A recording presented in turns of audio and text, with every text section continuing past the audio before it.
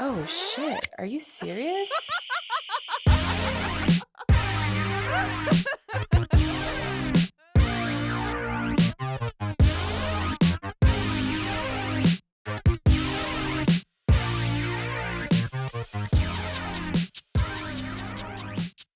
I'm so excited. I feel like you and I have talked so many times about business, but we've never just gabbed. I know, I'm excited for it, honestly. I feel like I need to yap to somebody about it. You can yap here all day long. Exactly. But I'm also pregnant. So, I know, which is the reason why my life is Oh falling my gosh. Congratulations. thanks. So yeah, that's why my life is also lots of things are changing. So yeah, it would be Oh, a good topic to talk about because I've been in the midst of figuring out how to do maternity leave and all that stuff with oh my this. God. I'm so excited for you. Okay. Yeah. Let's just start the episode with that because now I can't contain myself. I know. So, Perfect. welcome, Nikki, to Ironically Serious. You just dropped something huge, and go ahead and tell everyone for yourself. I mean, they might already know, but tell us. I actually nobody knows because I've been so lazy to post about it. Hopefully I will do that soon, but I am actually pregnant. At this time, I'm 19 weeks. So, yeah, it's been crazy. I feel like I'm literally already halfway there and I still haven't really told that many people. So it's been fun. Yeah. Oh my And goodness. crazy. And this is your first baby. Is Yes. it your first pregnancy?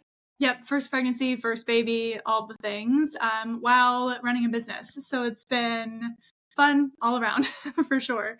Was it planned or was it an oopsie?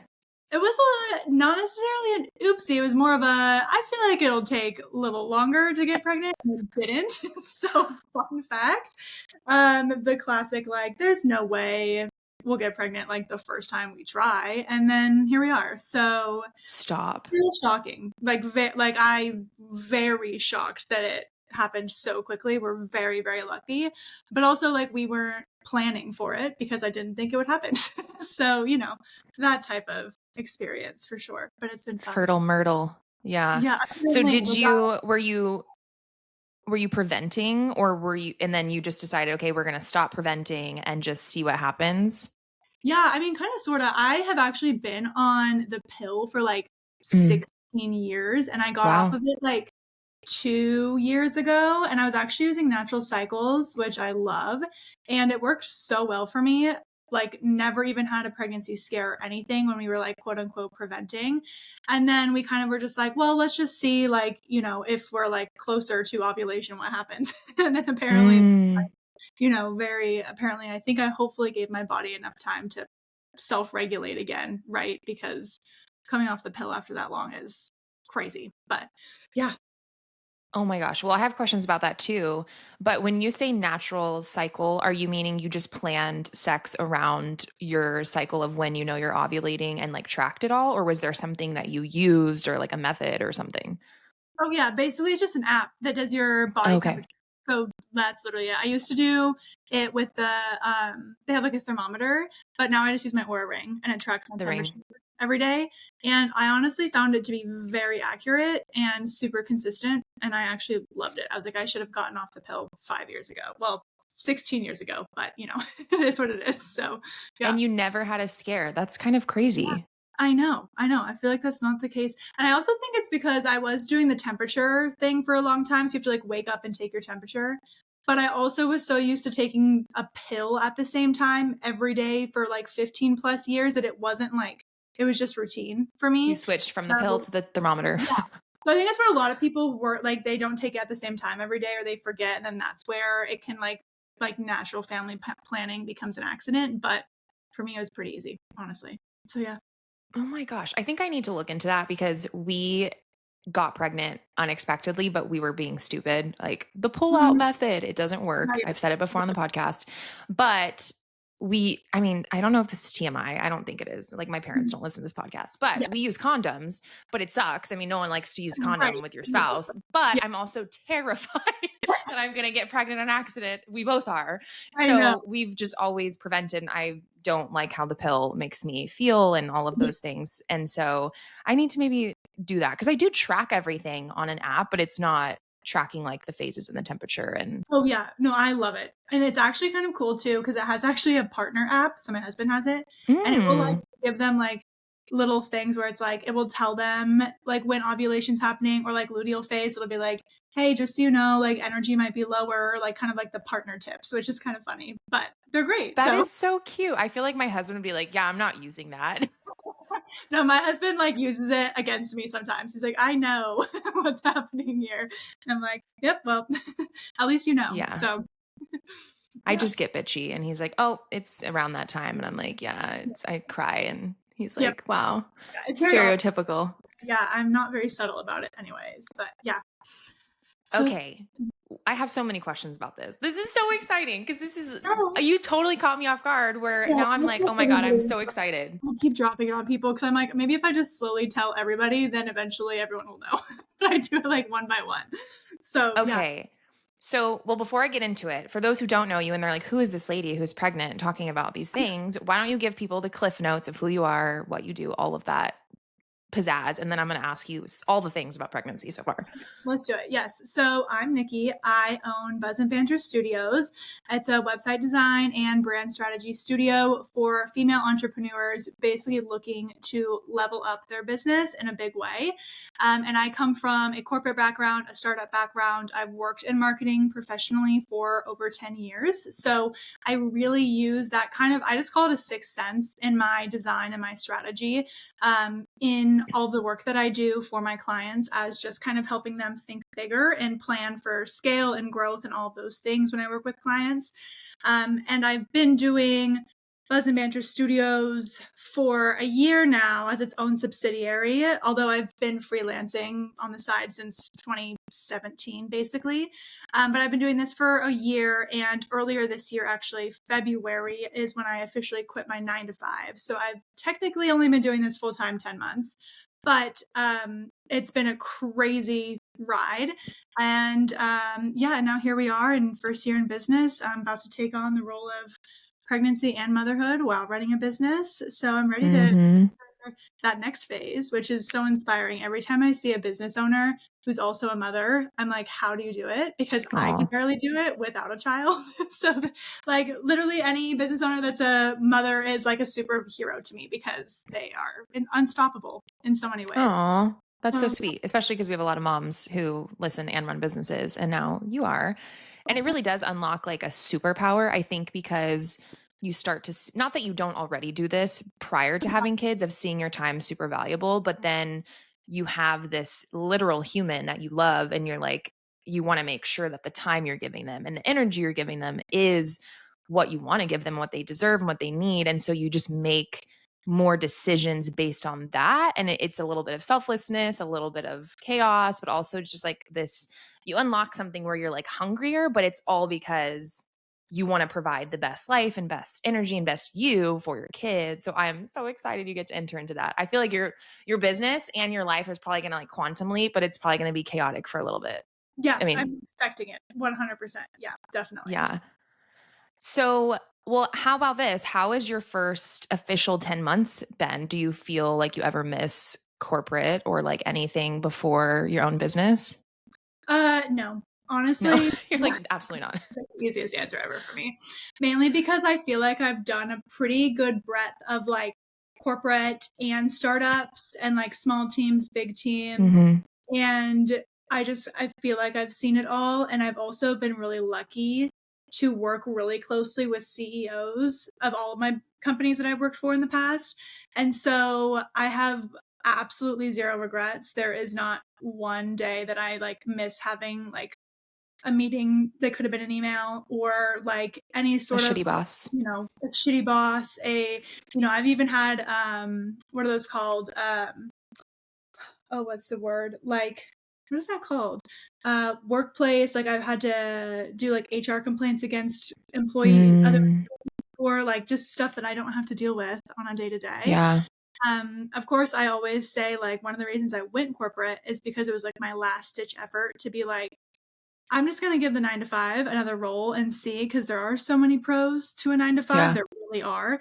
And I don't ever like judge anyone for not taking the leap into being a business owner because there are so many pros to Yeah. having a 9 to 5. But at the end of the day, none of that stuff was worth it or priority enough for me to not take the risk. And I think especially because didn't have kids yet. And I was like, it just becomes harder the more you grow. Things like even insurance, PTO, things like that matter. And so you don't really get that with owner. So I was like, I feel like I should start now and at least try and get my feet wet so that I know what I'm getting myself into, which is what kind of led me here, honestly.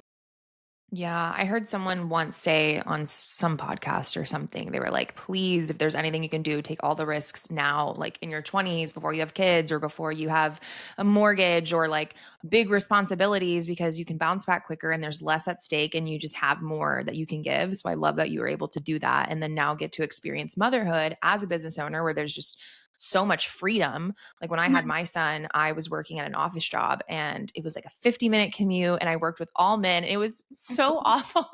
I was like, next time I get pregnant, it's going to be so nice being at my house and like doing what I want to do and like not having to deal with 30-year-old men who've never had children before. And they like, what do we even do with this pregnant lady in the office? For real though. Did you go to college? I think you did, right? Mhm. Yeah, I graduated with my bachelor's in marketing, Okay. which is funny because I feel like I've never used the degree that I was taught a day in my life. And I was really lucky to get a job in marketing after college. Kind of like, that's not super common to always get a job in your degree. And I started with startups and like agency life. So I really got a lot of experience very quickly, which I think allowed me to kind of, climb the ladder, learn a lot, even like, up my income quite a bit by job hopping. Like I'm always a very strategic type A in my decisions and things like that. So I think that did help me a lot, honestly, as well. Was there like a moment or a thing that happened or like a moment that occurred when you told yourself, okay, I'm just going to start my own business? Or was it kind of a slow realization? I mean, it was. So basically, as soon as I graduated college, I'm the classic type A, oldest daughter, high achiever. Same. It's a red flag. Don't marry us. I'm just kidding. I know. I also married the youngest of 3 boys. So that's a whole thing. Oh my gosh. Yes. That's an interesting dynamic. It's good for me, actually.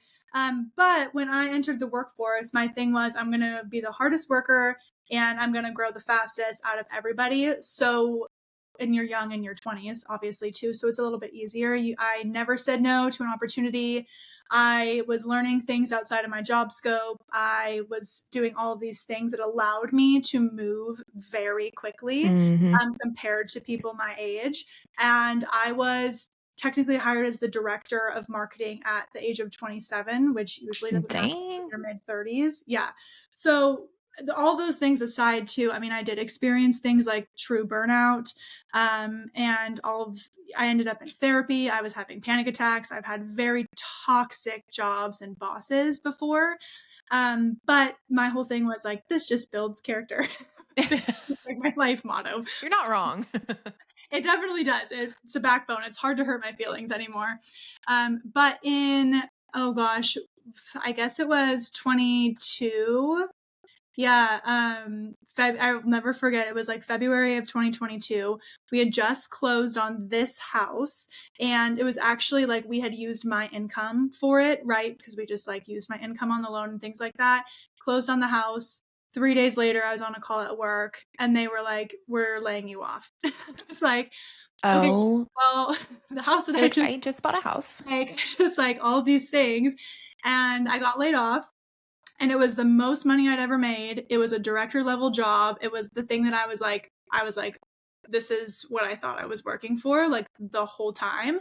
And so that's when I pivoted away from startups. And I was like, maybe I should give corporate America a run.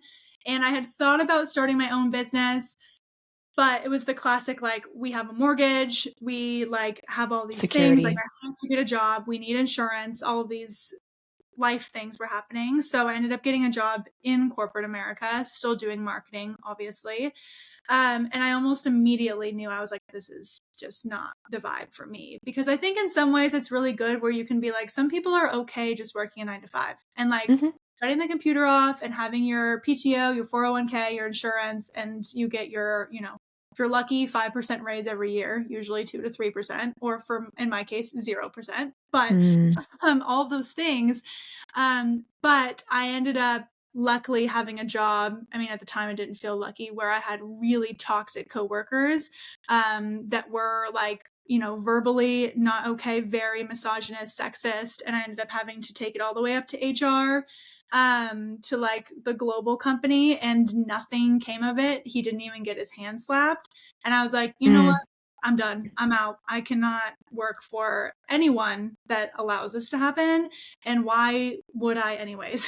Like, I Right. think when you especially work in what I did, which basically is an extension of sales in a lot of ways, and I was making my company millions of dollars, like millions, and they wouldn't give me a bonus or a raise or anything. And I'm like, well, if I'm making you millions of dollars, I should just make myself millions of Hell dollars yeah. if I'm already doing it. Um, and so that's kind of what officially gave me the jump to be like, it can't, I'm the kind of person where I'm like, it can't be that hard. Like, if someone else can do it, I can figure it out, type thing. And I kind of just went all in. So that's basically it, really. And here we are. Gosh, that's so crazy. But I feel like it's such a typical experience with the toxic setting and men doing what they often do in, positions of power.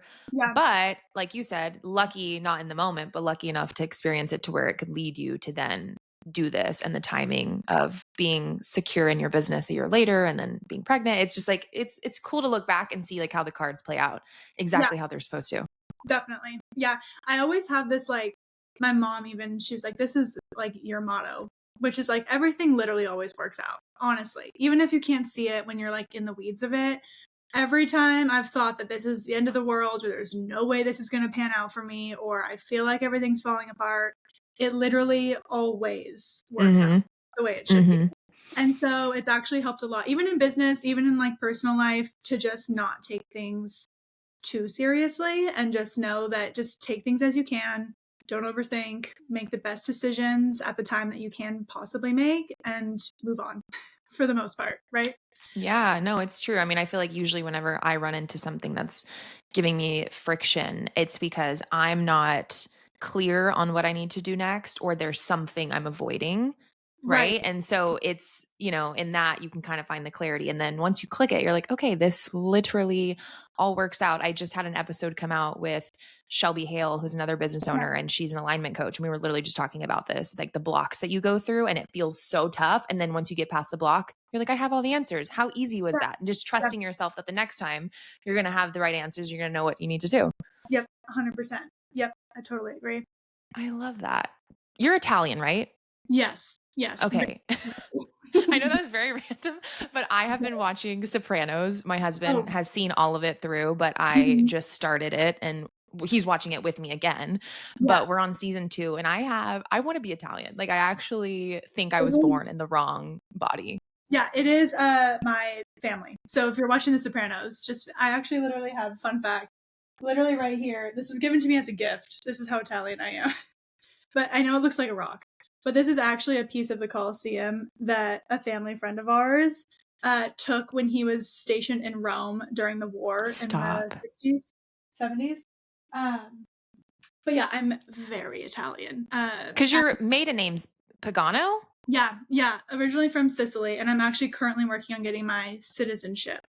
So trying to become even more Italian. But yes. I am so jealous. Like, Maron, I Yeah, want some of the I some know, and it's pasta. funny 'cause, like, my dad's side of the family is the one that's Italian, and he has, like, 4 sisters, very big family, all from Jersey and New York, like, everyone is Stop. so East Coast Italian.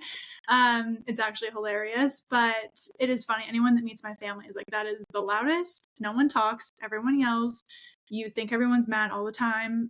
It's usually a lot of cursing, a lot of hand gestures.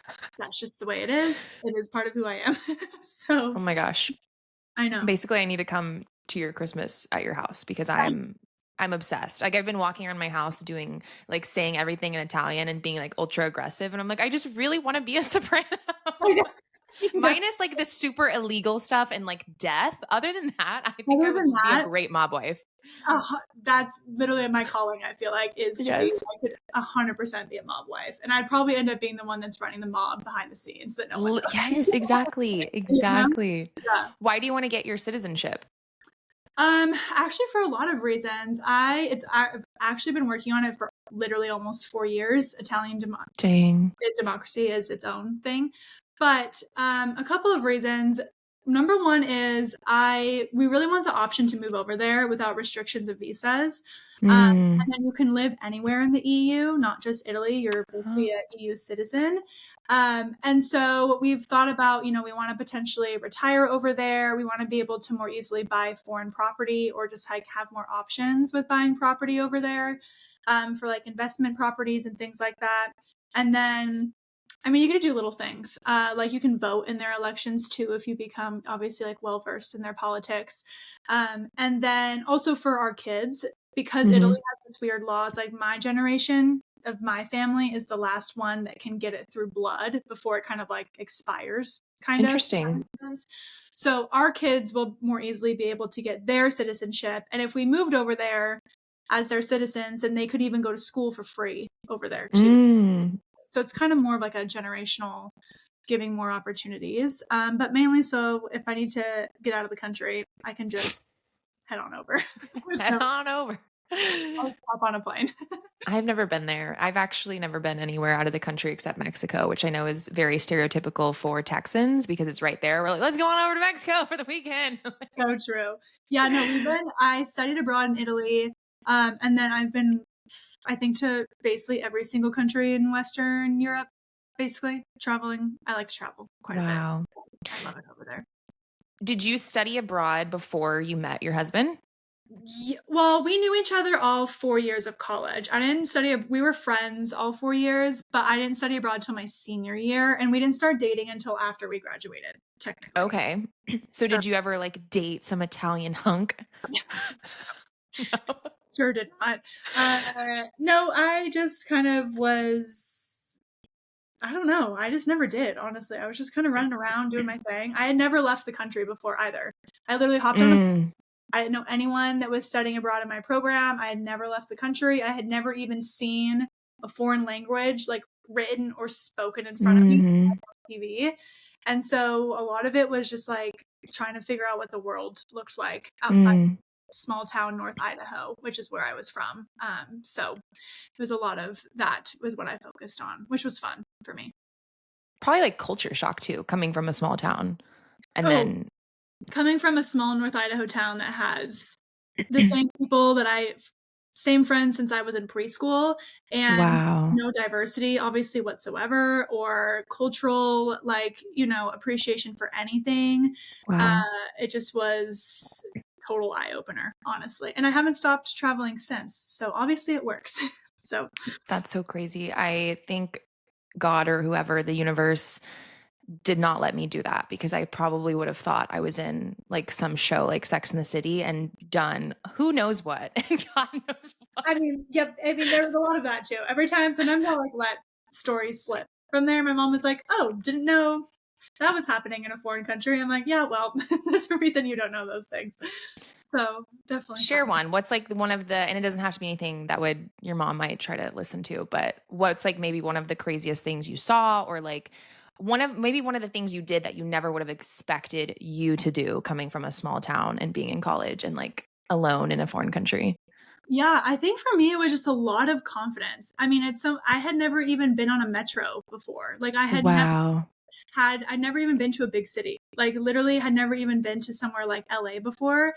And so I think the biggest thing was like being able to, and this was back in like the fall of 2015. So like phones didn't work in every country. So like we were Mhm. having to like learn how to like literally use maps that we would find in like a gas station to figure out where we were going, and like doing metros and navigating cities and like figuring things out and knowing that like there's no one there to really bail you out but yourself. Mhm. bad situation, or you don't have service, or the train station closed and you missed your train, or like you have to like sleep in a train station overnight, like I would die. all these things that that happen to you. And it kind of just like instills this confidence where it's just like, well, if I can figure that out, then, it just kind of like creates this rapport to like trust yourself, I feel like. Mhm. Even when you're in situations when you're in your 20s and you're running around Europe and you're clubbing till 6 a.m. and all of that fun stuff that comes with it. That's what I'm talking about right there. And I have some crazy stories about those. For sure. But I think overall, I just think that that is what was the biggest thing for me, honestly, was being like, oh, okay, like this is actually also what the world looks like. And I think what's interesting too is there's one story in particular. Like I remember I went to a pharmacy in my town, in my city that I lived in Italy, and I was going to buy tampons. And the pharmacist was like, oh, why do you want tampons? And I was like, that's just what I use. And they were like, okay, well, a lot of Europeans use the like discs or the Diva cups, The cups, yeah. Yeah. And I had never even heard of it. And she was like, a lot more sanitary, blah, blah, blah, better for you, whatever. And I, to this day, have never used a tampon since that pharmacist in Italy.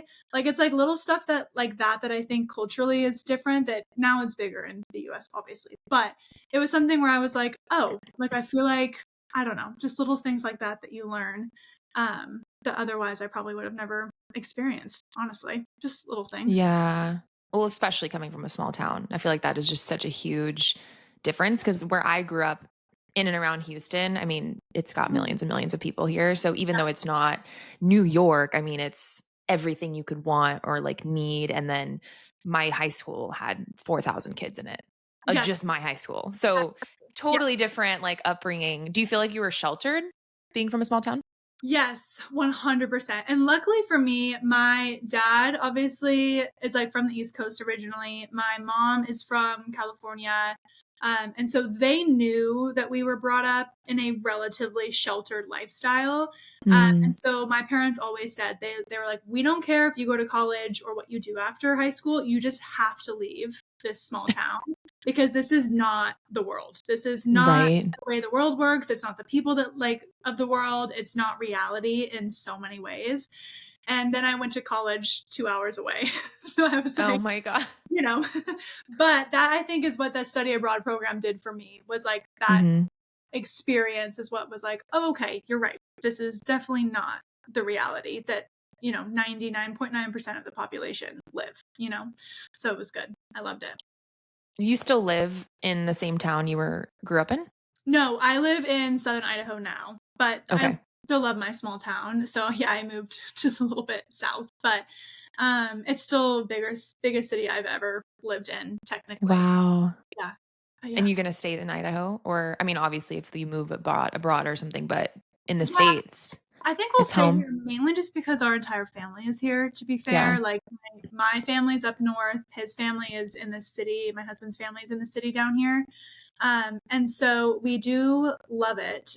Obviously, there's a lot of things to be desired about living in Idaho. There's pros and cons, obviously, to Yeah. where you live, but we do like it for now. And all of our friends are here and things like that. So we love it. Yeah. Oh my goodness. Okay, about this baby. Yeah. I'm so excited. Okay, because I have the worst baby fever right now, like so bad. And Oh, I swore up and down, which I think not everyone, but a lot of young women when they have a baby young, because I had my son at 20, I got pregnant at 23. mhm. You're like, I'm not going to do it again. If you're Yeah, in my position where you didn't really want to have kids and then you had a kid and you're like, okay, I think I'm good. So I was the last 6 years we're done, no right. babies. We're so good. I have a bonus daughter who's 10. So I'm like, I got the best Yeah, of both worlds.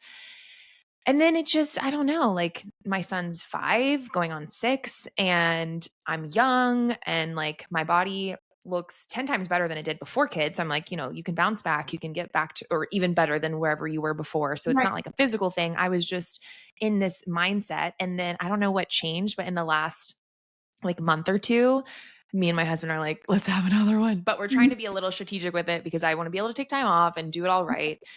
So anyone that's pregnant right now or has a baby, I'm like, yee, I'm so excited.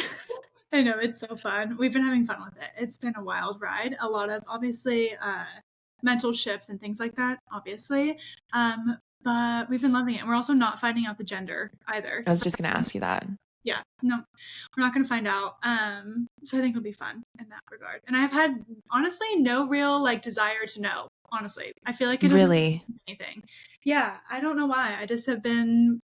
Doesn't matter to me for now. We'll see how I feel later. I cannot. I have to know. I feel like when I had my son, in my mind, until I knew his gender, he was just like a little bean sprout. And I was like, I can't like put like a person, I can't put Yeah. this thing to it until I know. I don't know. It was very weird. So I was knocking down the door as soon as we could find out. But I always admire people who like, but are you going to decide the name when you meet him or her, or do you have some in mind and just feel it Yeah. out like when they come out? We have a couple of names in mind, which we really, really like. We'll probably obviously won't really decide until we meet them. Meet them. But I think it'll be really fun to kind of not know. And it's kind of like an even more fun surprise for everybody involved, like family and friends and things, because like no one knows name or gender. Mm. And also I think it'll be really fun for my husband to be able to be the one to tell me, really. Because he honestly, I've been so busy with work. He literally knows more about pregnancy than I do. He's the only reason Aw. I'm alive. He literally takes care of me 24/7. And he's very into the birth side of things. So he will Really? be the one that is like catcher's mitt, ready to go and tell me what the baby is. So I'm really excited. Yeah, it'll be fun. Okay, this might be TMI, but I have to ask because this podcast, we talk about all the things. Yeah. Does your husband, or maybe if you're not, are you like showing at all yet? Or is it like a little baby bump? It depends on the time of day, I feel like. I mean, Okay. I feel like I'm showing, and then someone's like, "Oh, you're really showing," and I'm like, "Okay, easy." Like, Yeah, don't. you're like, I have a Chipotle bowl right there. Yeah, I can say that. You can't. Yeah.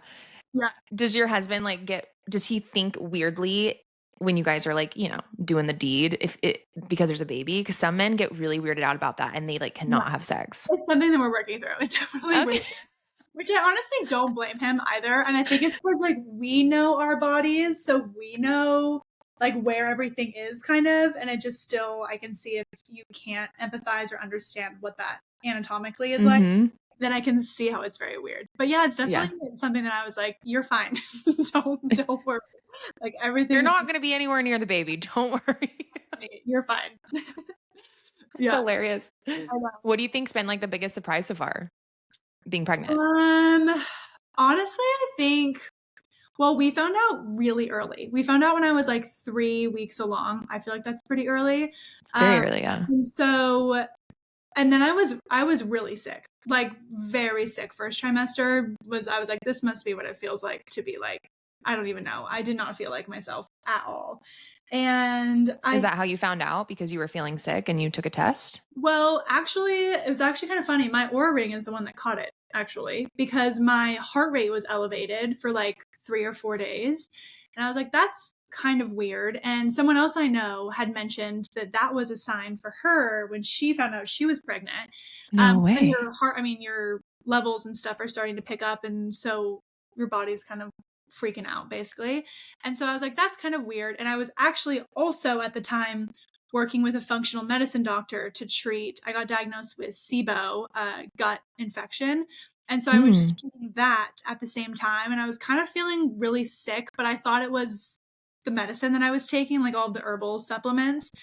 And I was like, I feel like I should take a pregnancy test just to be safe because I don't want to be taking all this stuff if I'm pregnant. Right. But I literally, truly did not think I was pregnant at all in any way. And so I was so shocked when I was. And so yeah, I was sick for a long time and I feel like I was just literally trying to survive. But I feel like the biggest thing honestly has been my anxiety has been almost gone, I feel like. And I'm Really? very anxious. Yes. I've been on anxiety meds for years. I got off them a couple years ago. I've just been maintaining it, but I'm a very anxious person. And literally all my friends, family, siblings, sister was like, when you get pregnant, we're going to have to like put you in an inpatient facility. Like your anxiety will be so debilitating. And I have been chilling so hard and nothing bothers me. So that's been the most surprising, but like very positive thing, I think, so far for me personally, is the lack of anxiety that I've had for sure. So I know that's not always the case, but it's been nice for me Yeah. personally. Yeah, because I'm an anxious person too, and I've been off and on all kinds of medication and therapy and things like that. And mine was definitely heightened, but also my stage of life was very Yeah. stressful, like getting knocked up in a month and dating someone I barely knew and like all of the what the fuck kind of Right. things. Yeah. So to me, I look back and I'm like, I don't know if that was really my body or if it was just the circumstances I was in and everything was heightened. Yeah. But do you wonder if it's like the almost like hormones leveling themselves out, or is it more because you feel like safe and excited and like not necessarily prepared, but what a better time than now to be able to do that? Yeah, I think it's honestly a little bit of everything, to be fair, because I feel like, first of all, I have a great partner who I don't Yeah. takes care of me, so I feel like I'm in a safe space all the time. And I also feel like my body is so preoccupied with literally building a human that it doesn't have time to like be in that fight or flight, Mhm. literally like taking everything out. And also, I think it's like a sense of, like you said, like a little bit more preparedness. I'm 30, so I'm, kind of figuring things out. If this maybe happened 6 months ago when I was doing my business, it could be an entirely different Right. situation. But I think a lot of my mentality has been like, with pregnancy, there's so much out of your control, and Yep. everyone can give you advice on like little things, but it could turn out completely different for you. So for me, it's just like there's no reason for me to be anxious until it's right in front of me, until there's a problem, Mm, until there's something to be worried about. Because for the most part, 99% of the time, there's nothing you can do to change whatever's happening right. in your body for the most part? So it's kind of just been that mentality for me, which has been good, I think. Yeah, that's a good way to look at it. Whenever I was pregnant, I was super afraid of birth. Like the actual Yes. pregnancy, I was fine. And I obviously, once I got over the like, oh my God, I can't believe I'm pregnant, I felt pretty good about everything. But I don't know what it was, but I had this just fixation on how terrible birth was going to be. And I am going to blame my mother a little bit because when I was a kid, she would say like how awful it was. And Same. she had That's 3 C-sections. I'll And I never let you forget. remember Yeah. she literally made, because her best friend, they're still best friends, been best friends for 30 something years. She is my childhood best friend's mom. And so Mhm. we were very close. We were born a month apart and they were always together. And when we were little, they literally made us watch my childhood friend's birth video, and her mom like teared in the video and you can see it. And Oh, I was traumatized. I had to be like 12 or something, like that's right around the same. age where you start, Yes. learning all of that. Yeah. And so I was so scared. And the only thing that really helped is I listened to this podcast. I think they are still around. It's called The Birth Hour. Okay. And I listen to this every day because it's just women who come on and they tell their birth story. But to me, it was almost like me being able to prepare my mind of like every possible outcome and be okay with the outcome, right? Because there really are so many things that can happen before birth, after birth, during that you're just like don't even think about, or maybe you do and you're like, okay, that's not going to happen to me, or what are the chances? And I would listen to that and I almost would just find like solace in being like, okay, I Mhm. have no control, like you said, and for most part, and stuff's probably going to happen that's not going to be what I envision or what I like, which is exactly what happened. Yeah. And so that helped me feel a little bit more like not so fearful about birth itself, but I was terrified for the first Oh, couple like trimesters. I definitely had I mean, I haven't really thought about the birth side. Like, I'm still Mhm. pregnant for now, and we'll figure out the birth part later. Yep. Because for me, I mean, my birth anxiety is always around like literally everyone focusing on baby, not on me, and something Yep. like it's always about like, which sounds selfish, but you know what? I am a little selfish. I'm I like, mean, I that's a very okay, valid I'm thing. right here.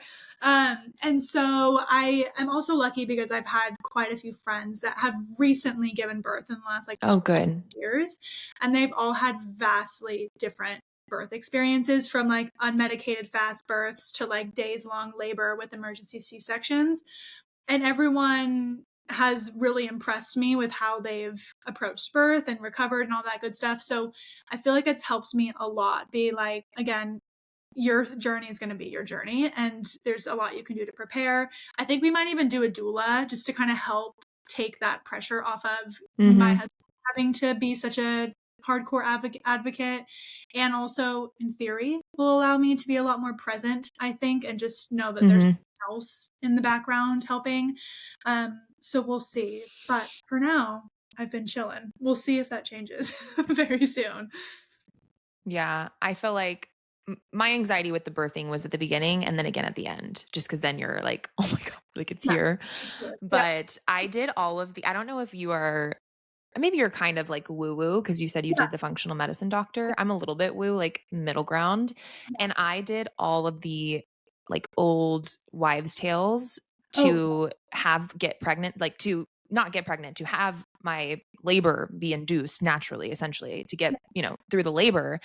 And not saying it necessarily worked because I guess you wouldn't really know if that was the reason, but I had him 2 weeks early and I only labored for like 6 hours and it was pretty easy. I'll do all the woo woo for whatever works. Yeah. You can't embarrass me. I'll do whatever people tell me to. So Yes. Like yeah. at the end, my routine was so ridiculous because I would bounce on the ball Oh for yeah. like all day. I would work on the ball, but then I would eat. It was either dates or prunes. I have to go back and look at it, but you Oh, eat I'm and sure they're it's a date. disgusting. Yeah, I'm Is sure. it dates? Yep, yep, 100%. Okay. So I would eat those and there's like so many you had to eat a day and they were so nasty. And then it was like pineapple and then lots of sex. So I would literally be like, Josh, we're having Yeah, sex right now so I can get this fucking baby out. literally. I know. And again, it's funny because my husband is so versed in all of it. He already has it all down. Like when to I start, love it. there's certain teas to drink. I mean, there's all this Yep. stuff where I'm like, you just start giving it to me and I'll just start eating, drinking, whatever you tell me to. That'll be good. So yeah. That is so cute. You're very lucky to have a husband who is all I about it. know. I really am. I really am. That's for sure. So how are you preparing then in your business? Are you trying to take a maternity leave? What is that? Like what things are you doing to take the time off? Yeah, I have done quite a bit to prepare, I think, so far. So for me, obviously, like it was already like I got pregnant and I was like, and now how do I take a maternity leave? Like it was like one of the Mhm. first things that I got a little bit nervous about. Because I am someone who I will probably never be like a stay-at-home mom. I will always want to have a business. I'll always want to have my own thing. And so it's not something that I will leave and not come back to. And so for me, it was a lot of like preparing financially, planning Mhm. making sure that everything makes sense. And so what I actually did is my husband and I took like, average income and or just average expenses, for example, and was like, okay, for 3 months, if we were to survive just on my income, because we're very conservative with our finances, then how much would we need to basically survive for 3 months if I made zero money? And so basically we started that and then divided that by 9 months so that I wasn't feeling like we had to save off the back, a lot. Mhm. So then basically every month we just take a little bit out of our like, the income that I'm making Income. to a separate account that's like the maternity leave account. So then if we need to touch it while I'm out, then that's fine. It's already built up. But if not, then we're fine type thing. And then we just have that like spare kind of bucket of things. So for me, number one was financial security is really big for me because it stresses me out like no Mhm. one, as most people, I'm sure. And then as far as planning with like client and work and stuff, I mean, I've kind of just been trying to be conservative or mindful of how I'm booking clients and like leading up to April, May. I'm due in May. And so what that looks like and kind of being realistic because I know that when you work from home, I might be 6 weeks out and be like, you know what? I actually could do another client or like I could take on one or Yep. two or I do a mentorship program, so it's like maybe I could take on a couple mentors while I'm out because it's a little bit of a lighter lift, all that stuff, but I'm prepared not to work for 3 months basically. That's good. And if that changes, then I can always open things up, but I'm trying to at least have that option and be prepared for that being the reality so I'm not feeling pressured or anything like that. But knowing me, I might be like 6 weeks out and be like, I'm kind of bored. Like I could take Yeah. a client or two, just to kind of slowly reintroduce things for the most part, I feel like. So you're saying 3 months before the baby or 3 months No, total before and after? so probably like May, June, and July, I'll take off Okay. is what I'm, Mhm. which is summer. Sometimes it's slow through the summer anyways. We can do like fun trips and get to enjoy summer like usual. So I think the timing wise actually will be pretty good, I feel like. Yeah, that is my biggest, and I wouldn't say regret because it's not, it had to happen the way it did. But thing that I would change with the next baby that I want to have is taking out like structured time. I mean, obviously I didn't have the means to do it before because I was working a shitty job, Right. and I essentially took off like 2 weeks. That was it. And my son was in NICU. So it was only like 7 or 8 days home before I was literally back on my laptop. And I was still working at the agency at the time, but I also had my VA business like on the side. And that was the decision, like having to do that, which I had to because I had to make money, and they weren't giving me a maternity leave. So it was just, they were kind of like, okay, we understand it might be a while before you're back in, but you need to be on meetings by this date and this time, and you need to start going back to your regular work. Right. And it was not enough time. Like looking back, I am like, I don't even know how I even worked because the Yeah. brain fog is so real. And then with him being in NICU, it was emotional and there was a lot of anxiety and stress. And then you haven't slept in like 2 weeks. So No. And any mom listening, you're also like take the time off. you're like still bleeding and wearing a diaper. So you're like, Yeah, you're literally wearing a diaper. it's Yeah. literally insane. It's insane. Yeah. I really love that you're able to do that and thinking about it ahead of time. I would also say like prepare for wanting to take off sooner than you think too, because something could happen. Not like bad, but you could be like, okay, at 37 weeks, you are not Right. all No, functioning the way you want, or like have the creativity or the output, or you might be tired. Or I've had plenty of friends who, they go into early labor yep. or, whatever it is. So maybe just kind of keep that open too. Yeah, I definitely am trying to anticipate, which is crazy because I mean, for example, I'm already booking out February. That only leaves like 2 more months That's until so it's crazy. so crazy. I know. So yeah, it's gonna be a wild ride, but I'm really excited for it. I think it'll be fun. Yeah. Is there anything that you're like, I'm scared about this, whether it's kids or pregnancy or birth, like something in specific where you're going to have to kind of work through it? I think for me, it is really just around the identity side of Mm, just the fear of losing your identity. And it's something that, I mean, I'm not necessarily like for me personally, I'm sure I will be fine because I'm so mhm, aware of it. But for example, like I've spent the last 30 years trying to become the person that I am, and I like the person that I am, and I know that becoming a mom doesn't negate that. In fact, it probably just like elevates it times 10,000. But the idea of just like, keeping your own identity and things that you like to do, and like for example, like I really like to travel internationally, and everyone is, in fact, we're actually planning a Europe trip before my maternity leave is over with the baby. And everyone's like, there's no way you're going on that. And I was like, well, maybe for you, that's not the reality. But for me, it's really important to like establish that lifestyle early and often, and making sure it's a priority for us and we don't let those things drop through the wayside. So it's just something that I'm kind of like more hyper aware of, not necessarily nervous about, but just kind of being open to, and that might change, that priority might change, but making sure that I'm kind of gut checking myself as well, of being true in my identity to be like, well, we should do this, even if it might be kind of hard to do and travel internationally with it. mhm, But it's important to me.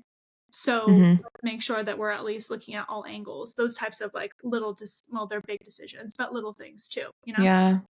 Yeah. I feel like, and again, this kind of, I think is different for everyone, but I think to an extent, your identity is going to like completely change and in the best way possible. Sure. Yes. Yeah. I'm not saying it's a negative thing at all, but it's so vastly different. Like it almost happens overnight. I feel like Yeah, when you're pregnant, especially with your first, you're still you, right? I mean, totally. and Yep. then it's like literally overnight when they send you home from the hospital, you are now a completely different person. And I think Yeah. that people forget about that. They just are like, oh, it's the hormones, where it's like, no, actually, you are also a different person now? Yep. And so I think being aware of that and kind of, I think that will help the transition a little bit too, of that side of it. Yeah. My I like listened to not all the advice, but I think when I was pregnant, I really wanted to do things right. And so I Mhm. listened to a lot of advice that was not good advice. And Right. I still get so mad at my mom because she's like, you're never going to fit into any of your clothes again. Like, you might as well just get rid of them. And so I got rid of like all of these clothes. And Oh, I was young, like 23. So I had all these cute things, I'm sure whatever. you I definitely got burned rid of, that at 23. yeah.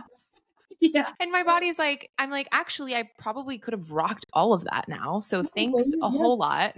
literally, I agree. That's so funny. So funny. She's like, whatever. And I'm like, no, don't.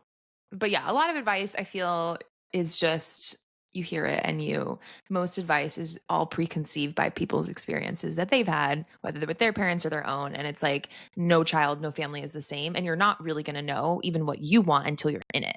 A Because hun even the things I said, like, I want to do this or I want to be like this or this is how I think it's going to happen, it all just completely shocked me. Yeah. Every bit of it. Even the little things where people are like, "Oh, I swear by this type of bottle." I'm like, "Well, my Yeah, baby could hate that bottle." So, like, literally. how are you supposed to know? Or like sleep training. My baby did amazing. Well, my baby might absolutely tell me to fuck off. Mm Like, I hmm. Mm like, hmm. you know what I mean? It's all kind of relative. So, yeah, but we'll figure it out.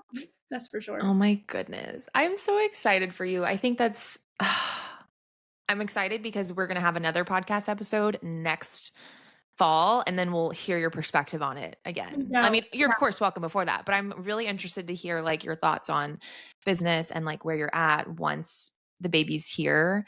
And especially with business, like hearing how you come back into it and what mhm. might change with that and like how your identity changes a little bit in business. Yeah, definitely. Yeah. Yeah, it'll be good. I'm excited for it. I have some rapid fire questions for you, actually. I Ooh, forgot about. okay. Okay. If you could only use one emoji for the rest of your life, which one would it be? I actually secretly love the little emoji that does the little salute. Yeah. That's like my favorite one to use.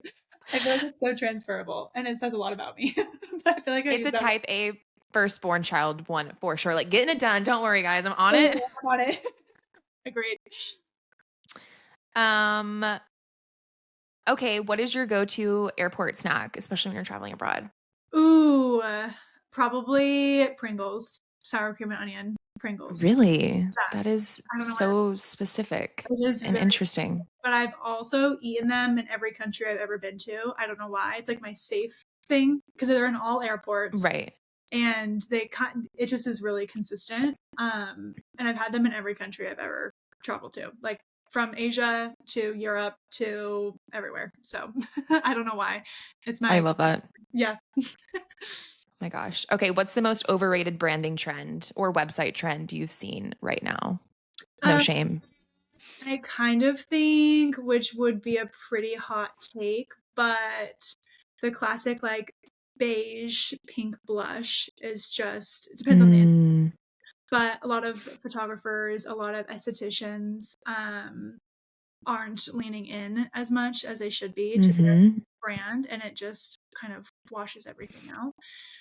And I've really been leaning into a lot more like bold. I don't want to say maximalist, but I have been a lot more bold in kind of some of the colors I've been doing lately, and I'm really into that. So, Yeah, you always have great color palettes. If anyone needs a website, hire Nikki before she goes on maternity leave because yeah, I do appreciate that about you. I think there's like industry like trends for certain yeah, businesses and that is totally one of them. Like anyone in beauty yeah, or like health and wellness, it's always like light, blush, this and I'm like what is that? I know it's boring. Skin tone, I guess? I don't know. Yeah, I don't know what it is, but I'm someone where I'm just like, I think that it's a lot of things where people think, and there's an idea of like color psychology behind it, which I totally understand and appreciate. And there is a thing behind color psychology, but also it is your business and people are attracted to you at the end of the day. So if your favorite color is green, then let's do green. And then that Yes. will outshine itself more than what everyone else is doing. That's my thing. So, yeah. Yes, you do really good at that too with your and maybe it's intentional, but it's probably also just transferred into your life, but how you dress and like style things, Yeah. at least from what I see on I've never met you in real life, but from what I see on the internet, it transfers to your brand and that's exactly why I made my color red because red's my favorite color and Yeah. it's the best color on me. And so anytime I go places for business, people are always like that meet me in real life after they know my business. They're like, "Oh my gosh, you match your brand." I'm like, "What a thought." Should Like be. I It's how emulate my brand. I know. It's how it always should be, I think, Yeah. personally. I think we live in a world where it's not as rigid. I mean, coming from corporate America, it's like something you have to kind of unlearn because everyone's just trying to do what everyone else does. But there's no one else that does you better than you. So you might as well just do you. I feel like that's kind of my shtick. I feel like. Yep.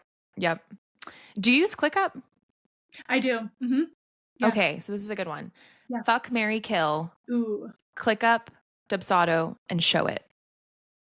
Ooh, that's hard. Okay, well, I would probably have to kill ClickUp but that's really hard. I guess I would have to marry Showit since that's literally how I make my money in my business. But I would fuck Dubsado because that's what makes the money.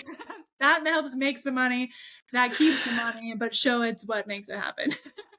I think I need to sound clip that and we're going to tag them in it because that is hilarious the way you said that. Yep. That is so good. Okay, last one. Serif or sans serif? Ooh, that one is so hard for me. I almost always, I think 2025 is going to be the year of more sans serif for me. Mm-hmm. I love sans serif, and I've been working on a lot of my clients, helping them see how much it actually like differentiates them from a lot of people Yes. that just default to the classic serif, quote unquote luxury, but there's so many different ways to do that, I feel like. And sans serif, I feel like, is having its moment in bold branding, I feel like. Yes. Yeah. So, I agree yeah. completely. Yeah. I've had the same serif font that I bought like a while back, and it's actually a Jen Wagner font. And I'm Oh, not saying like tooting my own horn, but I bought it like I think it was 4 years ago yeah. before she Oh, blew up so much. that's so talented. Yeah. But I am definitely wanting that like bold, just like luxury designer brand. But now how they've all transitioned to where it's just like bold and minimalist, but you just recognize it. But it's not, it doesn't have to be this fancy font Yeah. with all of these things, you know? Yeah. And if you're looking at even like things like Balenciaga, Chanel, they're all Mm-hmm. even like Jaguar, like that they just came out with their new rebrand. They all use sans serif, literally. If you Mm-hmm. ask them, none of them are really using serif, which I think is really interesting. Um, but yeah, I think it's gonna have its moment. I hope so because I love it. It's my favorite. Do you like the new Jaguar branding? No, have you seen? Do you No. follow Alan Peters by chance? Very specific. He's a Is he the guy that redesigns yes. So logos? yeah. Yes. He did I think he said he did like a Jaguar redesign reel, and his reel got more views than the Jaguar one did, like their actual post about it. So, some rebrands are a flop, and that's a perfect case, I think, for it for the most part. Yeah. Yeah, I totally agree. Not I my used to have a Jag and I miss it, but it was a hand-me-down car and it was amazing and luxury and fantastic. And then it started breaking down. I was like, I can't afford a $3,000 light. So goodbye. or to even upkeep this luxury car. So Yeah. Oh my gosh. Well, thank you so much for coming on and using the podcast to share your big news. Hopefully, everyone is just sending you all the congratulations after they hear it. I know. Yeah, it's been really fun, and it's been kind of interesting too of like, learning when and how to tell your audience as well because it's something they deserve to know, but it's kind of like this weird I've followed a lot of people. Some people announce early, well, relative, like I guess normal, I guess, if they're pregnant. And some people, like I had one person I followed that never even announced when they gave birth. Like they kind of just went kind of Mm-hmm. quiet and they were like, by the way, I had my baby, because they didn't want it to affect how people were Yeah. inquiring. And I respect both approaches for sure. But definitely gonna let the people know, mainly because I also have so many amazing like mothers in my audience, and I'm like, also I have a lot of questions. Like, Yeah. need to open the question box for like registry must-haves and like all of that. Yes. I'm like, I know I have some people I need to talk to on my Instagram for this type of stuff, so it'll be really fun to have it out there for sure. Yes. Well, feel free to ask me all the questions I if you will. need them. Trust I mean, happy to give the Rex what I liked, what I didn't. And then, of course, you already know might work for you, might not. We'll me. just have to wait and see. Yeah, we will see, but I'm excited for it. I'm somewhere I'm like, just give it to me and then I'll put it on the registry and we'll see if it works. That's kind of my I think the one item that I still not live and breathe literally because I don't use it anymore, but if I had to pick one thing was the owlet. Have you heard of that one? yeah, that's the one that does the sock with like the temperature and the breathing. Right? Yes. Yeah. Yes. I feel like no matter what, like I know my anxiety's been chill. I know postpartum anxiety is like not normal for humans in general. Yeah. So I feel like I'll need that for sure. 1000. Yeah, that's why I mentioned it too, because I know you said you're an anxious person, and that for me, I was super anxious, and I mean, a lot of it is rooted in my childhood stuff because I lost a brother who was young, like a Mhm. baby, and so I was, like, super anxious Super about it, scared. Yeah. but that thing, it was just peace of mind as a new mom, like, because you don't know, like, is my Yeah. baby okay, like, at any point in time by looking at them, so that thing was so worth every penny, and highly recommend getting Yeah. that, Well, like, on your list. I'm sure we will. We also tend to be kind of like a techie family. Like we like Yes, gadgets and stuff like that. I love So gadgets. I'm sure if there's a way to, automate like what are they now? They have like the bottle cleaners that you can just like throw in and they does it for you and it sanitizes and dries them for you. We're gonna Oh. get that. Like anything that can make my life easier and simpler, or like on an app, I'm probably gonna get. So You're just gonna need one of those, like, self-pumping oh, it's bras. already on the registry. Those like yeah, I'm obsessed. have them in there. Yeah, no, anything that allows me to make my life easier, I will be purchasing 100%. I love. Well, thank you so much for being on, and you're gonna have to come back. I know. I'm excited for round 2 because it will be a great just comparison, honestly. Yes. Great gut check. I'm excited. Perfect. Well, thank you, Nikki. Yeah, of course. You're so welcome.